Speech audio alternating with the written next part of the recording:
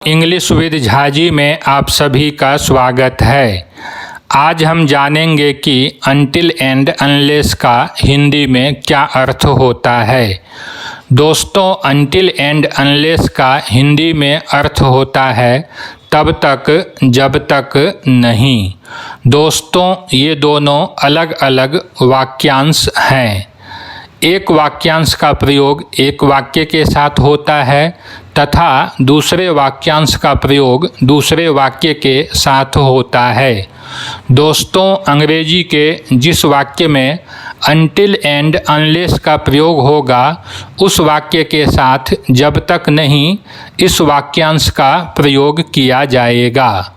दोस्तों, यदि आप वाक्य को उल्टा करके बोलते हैं, यानी कि अनटिल एंड अनलेस वाले वाक्य को आप पहले बोलते हैं, तो ऐसी परिस्थिति में अनटिल एंड अनलेस का हिंदी अर्थ इस प्रकार से होगा, जब तक नहीं तब तक।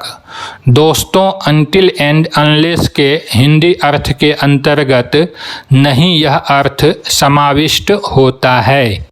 दोस्तों, अनटिल का संबंध समय के साथ होता है एवं अनलेस का संबंध कंडीशन यानी कि शर्त के साथ होता है।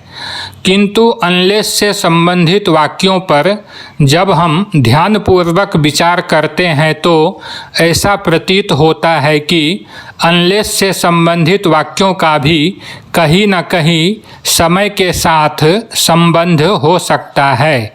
अतः ऐसी परिस्थिति में आपको स्वयं यह शंका हो सकती है या सामने वाला पूछ सकता है कि जब इस वाक्य का संबंध समय के साथ है तो इस वाक्य में अनटिल का प्रयोग होना चाहिए, न कि अनलेस का। अतः इस प्रकार के विवादों से बचने के लिए वर्तमान समय में अनटिल एंड अनलेस इन दोनों का एक साथ प्रयोग कर दिया जाता है। दोस्तों, अब हम जानेंगे कि अनटिल एंड अनलेस से बनने वाले अंग्रेजी वाक्यों का क्या स्ट्रक्चर होता है। दोस्तों, सबसे पहले आप सेंटेंस का प्रयोग करेंगे, उसके बाद अनटिल एंड अनलेस का प्रयोग करते हुए पुनः सेंटेंस का प्रयोग करेंगे। दोस्तों, यदि आपके दो वाक्यों में प्रथम वाक्य प्रेजेंट टेंस का है तो आपका दूसरा वाक्य भी प्रेजेंट टेंस का ही होना चाहिए, किंतु दूसरे वाक्य से पहले आप अनटिल एंड अनलेस का प्रयोग करेंगे।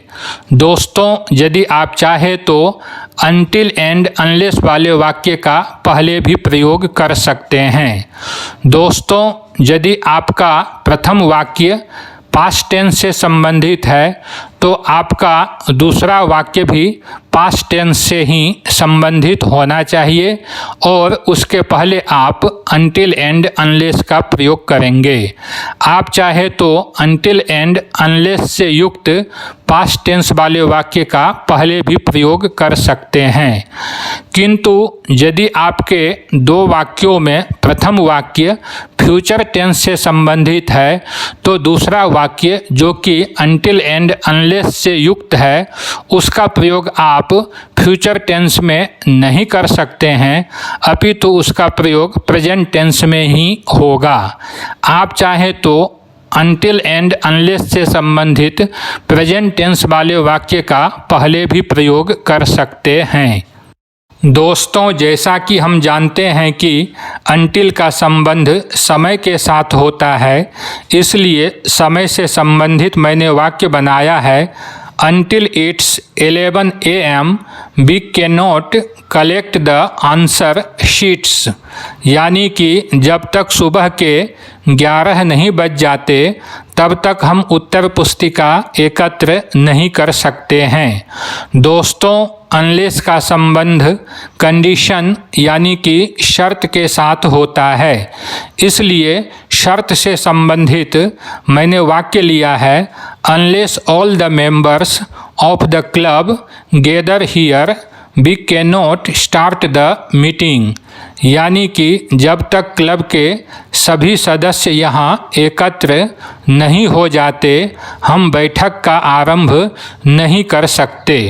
दोस्तों, यदि हम चाहे तो इस अंग्रेजी वाक्य का हिंदी अर्थ समय बोधक भी कर सकते हैं। वाक्य होगा कि जिस समय तक क्लब के सभी सदस्य यहाँ एकत्र नहीं हो जाते हैं उस समय तक हम बैठक का आरंभ नहीं कर सकते। दोस्तों, अगला वाक्य भी कंडीशन यानी कि शर्त से संबंधित है, इसलिए मैंने अनलेस का प्रयोग करते हुए वाक्य बनाया है you will fail unless you work hard, यानी कि जब तक आप हार्ड मेहनत नहीं करेंगे तब तक आप सफल नहीं होंगे। दोस्तों, यदि आप चाहे तो इस अंग्रेजी वाक्य का हिंदी अर्थ समय बोधक भी कर सकते हैं, यानी कि जिस समय तक आप हार्ड मेहनत नहीं करेंगे उस समय तक आप सफल नहीं होंगे। अतः किसी भी प्रकार के विवादों से बचने के लिए मैंने आगे के वाक्य में अनलेस एंड अनटिल का प्रयोग करते हुए वाक्य बनाया है until and unless he doesn't have his dinner he will not take his medicine, यानी कि जब तक वह रात का खाना नहीं खा लेता तब तक वह अपनी दवा नहीं लेगा। अगला वाक्य है until and unless she is not feeling well she can not eat junk food, यानी कि जब तक वह अच्छा महसूस नहीं कर रही है तब तक वह जंक फूड नहीं खा सकती है।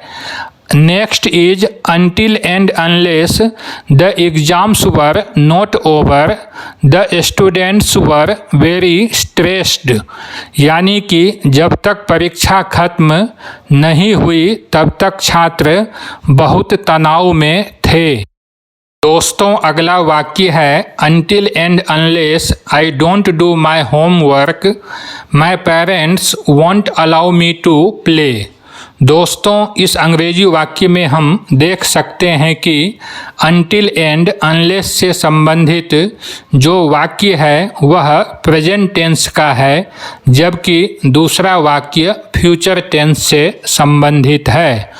दोस्तों, इस अंग्रेजी वाक्य का हिंदी अर्थ है जब तक मैं अपना होमवर्क नहीं करूँगा मेरे माता पिता मुझे खेलने की अनुमति नहीं देंगे।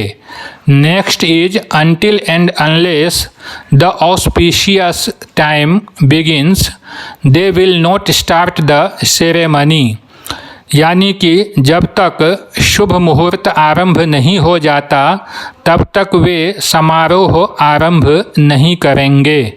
अगला वाक्य है until and unless the chief guest does not arrive the seminar will not begin, यानी कि जब तक मुख्य अतिथि नहीं आएंगे तब तक संगोष्ठी शुरू नहीं होगी।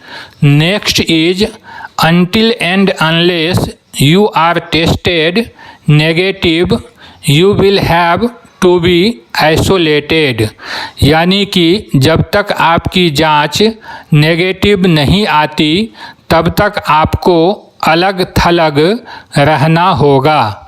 दोस्तों, यदि यह वीडियो आपको पसंद आए एवं आप मेरे चैनल के लिए नए हो तो मेरे चैनल को सब्सक्राइब एवं वीडियो को लाइक अवश्य करेंगे।